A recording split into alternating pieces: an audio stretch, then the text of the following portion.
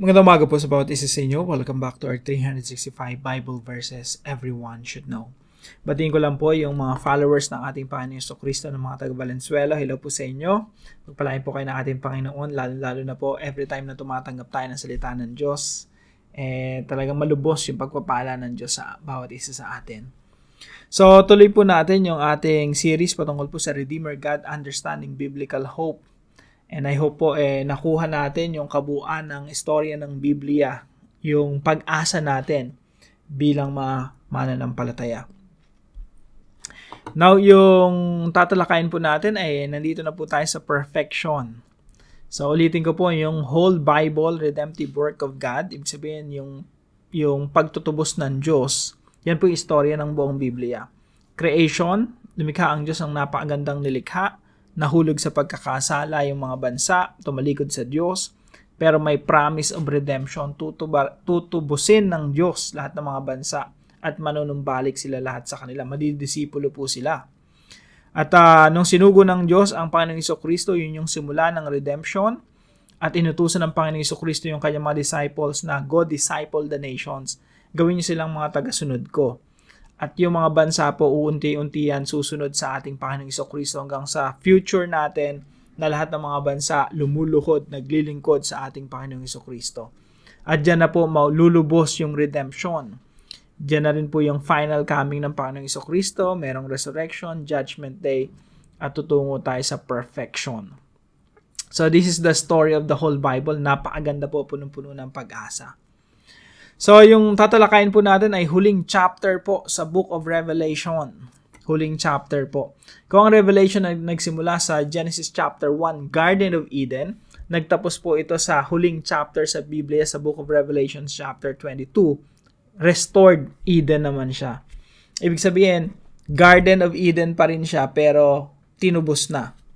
Nakompleto na po yung pagtutubos. So, from creation to perfect creation. Yung Garden of Eden dito, ang ganda-ganda ng plano ng Diyos, nahulog sa kasalanan dahil sa kasalanan ng tao. Dito po, Restored Eden. Kaya gusto ko yung title dito sa NIV. Yan, Eden Restored. Diyan po nagtapos yung Biblia. Kaya po yung Biblia po, hindi po nagtapos yan sa pagwasak sa mundo tapos gumawa ang Diyos ng, sabi ng iba, gagawa daw yung Diyos ng panibagong earth.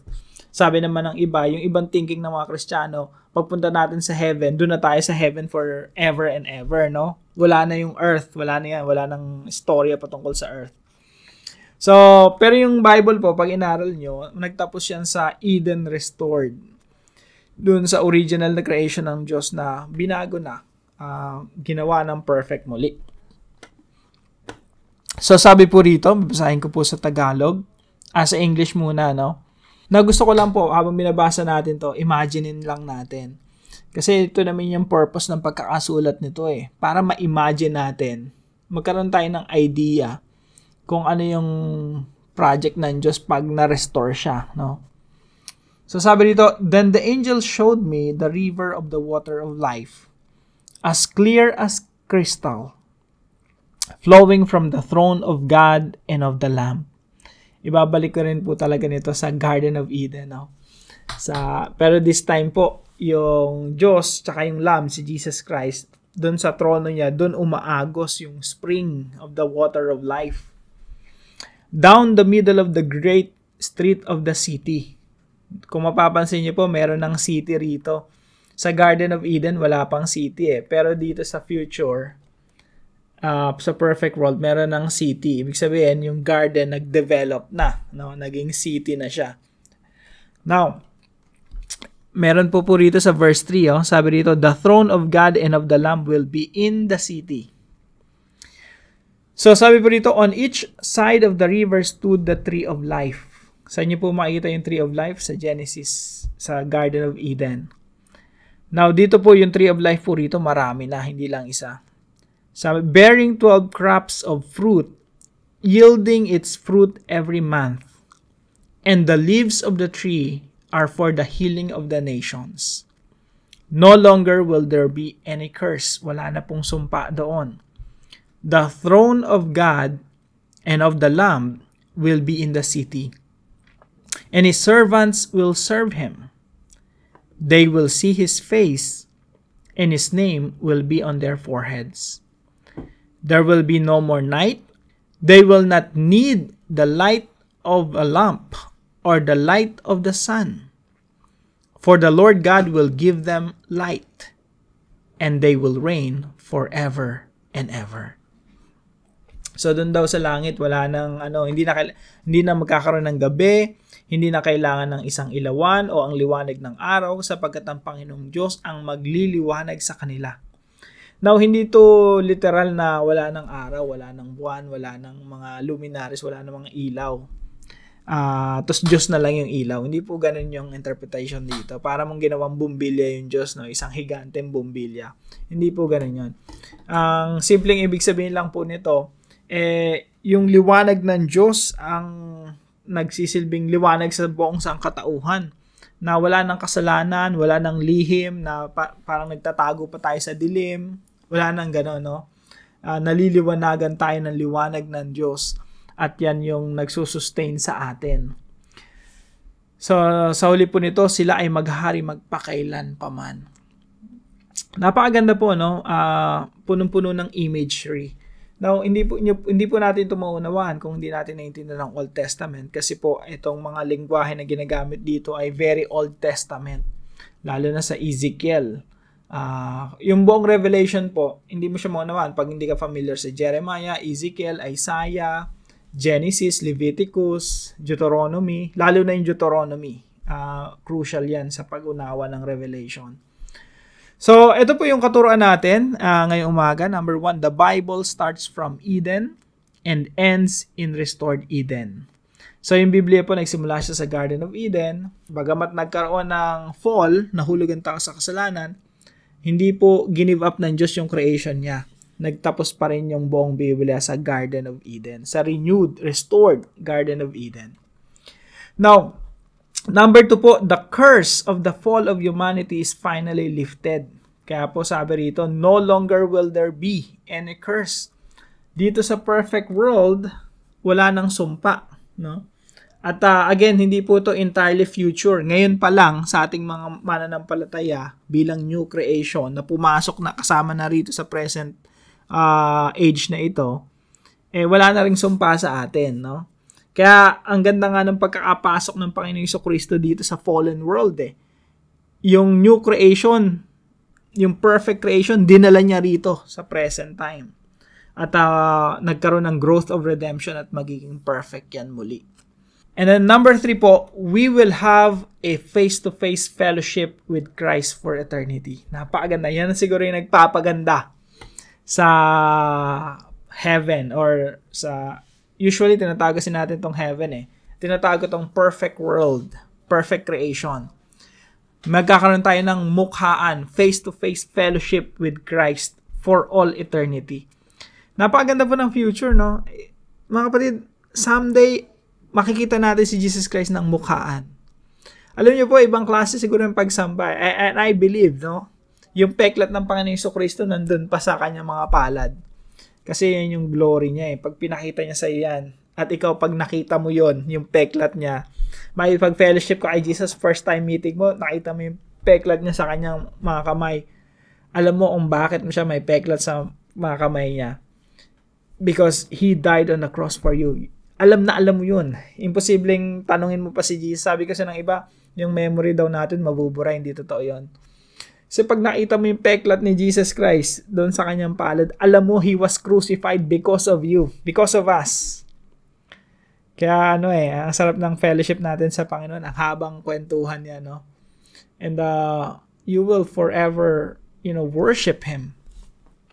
At paglilingkuran natin siya ng pangwalang hanggan. Kaya ang sabi rito, the throne of God and of the Lamb will be in the city, and His servants will serve Him. Yung mga tagapaglingkod ng Panginoong Jesucristo ay maglilingkod sa Kanya. And that's gonna be for eternity.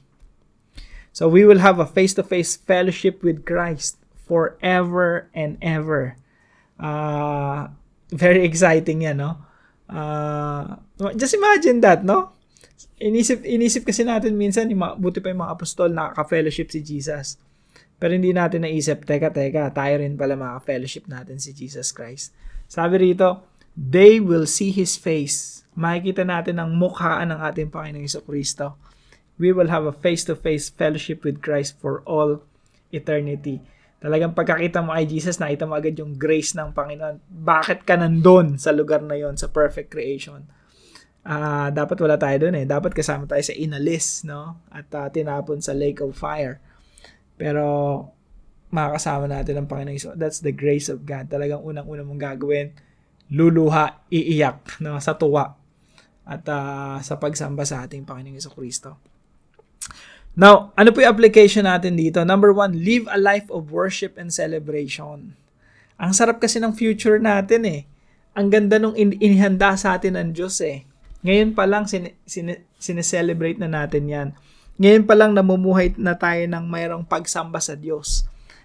Kung ang future natin ay pagsamba sa Diyos, all the nations will bow down and worship the Lord Jesus Christ. Ngayon pa lang, pinapractice na natin yan. We're living a life of worship. Ang buhay ng Kristiyano ay buhay ng pagsamba. At ang buhay ng Kristiyano ay it's about celebration, celebrating Christ.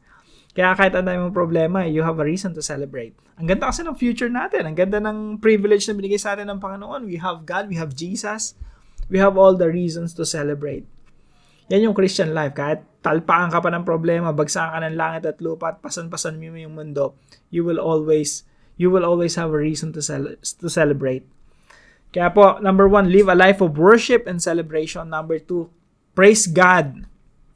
Because our future hope is sealed and unchangeable. Yung future natin, yung pag-asa na meron tayo, yung biblical hope natin, sealed na yan, selyado na yan, unchangeable, hindi mababago. Kahit si Satanas o yung mga taong walang makakapigil sa magandang plano ng Diyos, no? And that's a reason to praise God for. Na talagang, Lord, thank you very much kasi selyado yung napakagandang future na inhanda niyo sa amin. And pangatlong application, start your journey to the Garden of Eden. Ano ibig sabihin nito? Magsimula na tayo maglakbay patungo sa Hardin ng Eden. Ano ibig sabihin nito? Yung mundo natin, paayos ng paayos. Ever since dumating ang Panginoong Jesucristo, inaayos niya na yung mundo patungo sa perfection. Kaya tayong nabubuhay sa present time, ang future natin, restored Garden of Eden. Kaya yung paglalakbay natin, pabuti ng pabuti. And nawayan mag-translate sa ating pamilya, mag-translate sa ating mga buhay, sa ating mga attitude, sa ating mga ugali. Dapat paganda ng paganda. Kung paganda ng paganda yung mundo, inaayos ng Diyos patungo sa perfection. Dapat mga ugali din natin. Mga pananalita natin. Ako, nakikita ko, alam ko yung sarili ko, ilala ko yung sarili ko, ang daming dapat baguhin, no? Pero, dapat yung buhay natin, attitude natin, ugali natin, yung asal natin, lahat paganda ng paganda. Pati pamilya natin, paganda ng paganda. Relationship natin sa mga tao, paganda ng paganda. Hindi pasama ng pasama. Kasi ang ganda ng journey natin towards Garden of Eden Sa Garden of Eden, perfect yung relationship. So ngayon pa lang, inaayos natin pati mga relationships natin. Kaya kung ikaw may kaaway, tapos pasama pa yung sitwasyon ninyo sa inyong dalawa, you're not journeying towards the Garden of Eden. Pasama pala yung nangyayari sa'yo. So tandaan po natin yan, no? Start your journey to the Garden of Eden. Lahat dapat sa'yo umaayos. Lahat ng aspeto ng buhay natin gumaganda. Kasi patungo po tayo sa Hardin ng Eden. Doon po tayo dinadala ng ating Panginoon. Para po sa ating discussion, why should our Christian life be a journey to the Garden of Eden? Bakit yung Christian life natin patungo sa Hardin ng Eden? No? Paayos ng paayos dapat. Kung ang buhay mo ay na kay Kristo, si Kristo inaayos yung buhay mo, dapat gumaganda talaga. Hindi prosperity gospel kundi meron talagang pagsasaayos ng buhay natin. Now, para po sa ating panalangin, Father, I honor you, I praise you, I worship you. Thank you because we are now on a journey towards the restored Garden of Eden. Ang ganda ng Biblia, Lord, from Eden to Eden. A destiny where curse shall cease to exist. Yung destination namin, Lord, yun yung lugar kung saan yung sumpa, wala na, no? Wala na epekto. I praise you because our future is sealed and unchangeable. No one can change the future. Silyado na yan. Nasa inyong mga kamay na. This truth encourages me to live a life of worship and celebration, even in my present situation. Kahit ano pa pinagdadaanan mo, kapatid, you have a reason to celebrate. Truly, no eye has seen, no ear has heard, no mind has conceived what God has in store for His people. Napakaganda ng future, Lord God. Wala pang naka-imagine, wala pang nakarinig kung gaano kaganda, wala pang nakakita kung gaano kaganda yon. And you have in store that beautiful future for us. Thank you, Lord. Thank you, Lord. In Jesus' name.